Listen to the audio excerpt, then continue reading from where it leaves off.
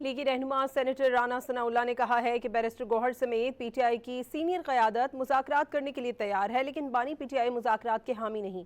PTI ने street movement चलाने की कोशिश की तो वो बुरी तरह नाकाम होगी।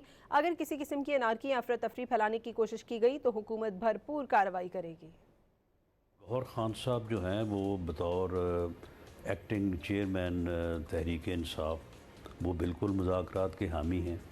इनके साथ और भी जो इनकी सीनियर लीडरशिप है वो सभी लोग जो है वो मुज़ाकरात के हामी हैं। इमरान खान साहब इंटरेस्टेड ही नहीं है, वो बिलीव ही नहीं करते मुज़ाकरात या डायलॉग के ऊपर। जहाँ तक स्ट्रीट मूवमेंट है, स्ट्रीट मूवमेंट भी नहीं चलेगी। स्ट्रीट मूवमेंट की अगर कोशिश की पीटीआई ने तो वो बुरी तरह से नाकाम होगी। और इस किस्म की अगर उन्होंने अनारकी और जो है वो अफरा तफरी फैलाने की कोशिश की तो उनका ये अमल जो है वो मज़ीद एक्शन और उनके ख़िलाफ़ जो तादीबी कार्रवाई है उसको दावत देगा।